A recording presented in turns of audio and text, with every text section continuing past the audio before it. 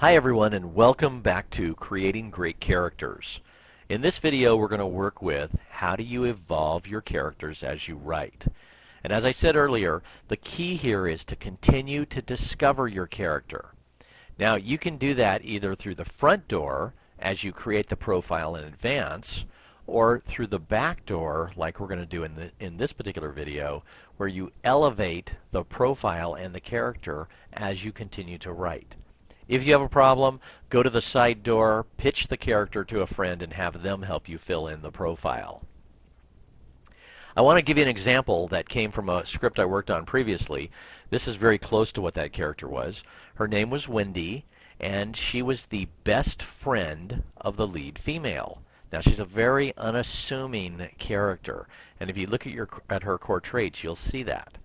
Externally, she presented an image of being very nice. Emotionally, she was shy. Intellectually, she had this New Age philosophy. And the only subtext that we could actually find was that she was polite. Now, I'm going to leave out character subtext out of the profile right now because we're going to do that in a future video. But from an optional perspective, the only one that we found was that she had this flaw that she couldn't stand up for herself. So what I did was I went through this script and I started looking for what are the potential areas that we could elevate this character. Where could we improve her? Where could we find something that would make her more interesting or more compelling or more emotional or any of that kind of thing? And here's what we found. First, in one scene, instead of being shy, she came across as an emotional victim. And we thought, oh, you know what? Maybe that's, part of her backstory. Maybe that's part of who she is.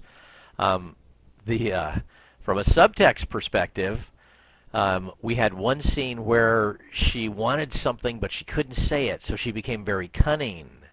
So we put those two together, and we said, you know what? That actually makes a pretty interesting picture for who this character could be. Now, let me give you a definition of cunning real fast.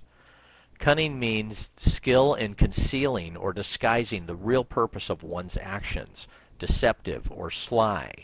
So if you put together a character who presents this image of being nice, but she's an emotional victim, and she has this wonderful New Age philosophy, but oh, by the way, she's like one of the trickiest people you've ever met, you've got somebody who could be kind of interesting. And watch and see this, because it's interesting what kind of a difference it made. Just changing two traits, from shy to victim, from polite to cunning, watch what happens. On the left side, she's the supporting character. On the right side, she could very well be the antagonist. On the left side, she's forgettable, but on the right side, she could be the most interesting character in the screenplay. On the left side, very little subtext. On the other side, constant subtext, because she's continually doing things that are hurting people and trying to, make things happen. On the left side, she had very little impact on the story. In fact, hardly any. On the right-hand side, she could potentially cause everything.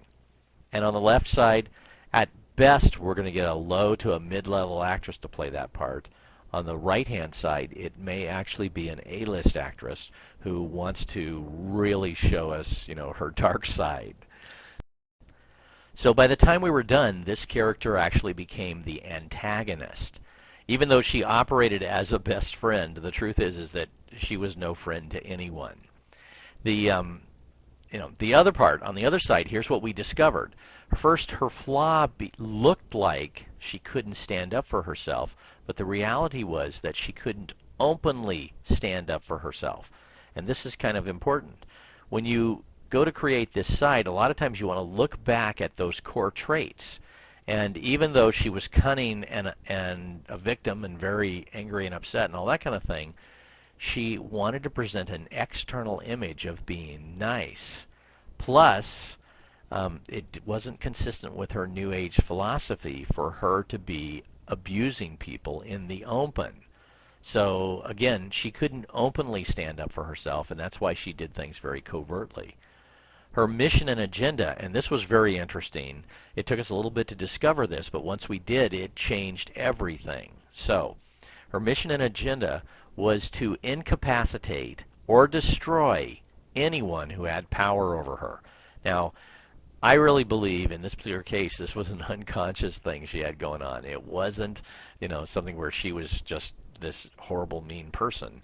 She just had, she had a problem. She was a scarred individual, and it was very difficult for her.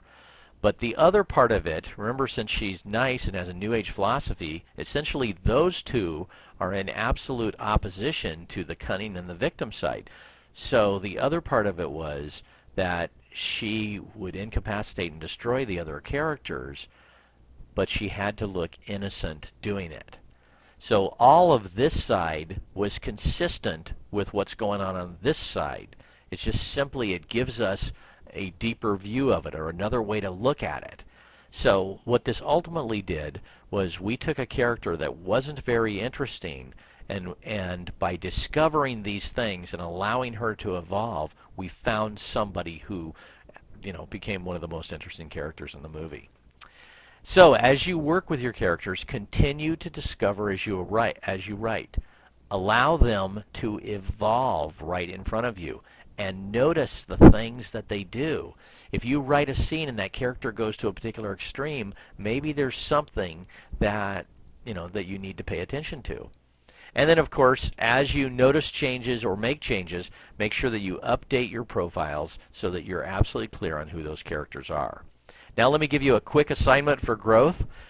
Real simply, if you are willing to do this, if you're willing to select a friend who's a little bit extreme that you feel like you really know and write a character profile on them, I promise you, you're going to discover new things about how characters work. Now, please don't tell them that you're doing this because it might freak them out. But if you do it with one or two friends, when you go to the second part and you create profiles for your lead characters, you will already be very good at creating these profiles. So, in the future, we're going to work with things like character subtext, worldview, intriguing dialogue, unique dialogue for each character, and luring top actors with fresh characters. On the other side, we're also going to work with making sure you understand subtext, how to write a perfect scene, how to create memorable moments, how to write irresistible query letters, and many others. So I hope you've really gotten a lot out of this and you have a chance to apply it immediately to your screenplays. I promise you, it will make a big difference.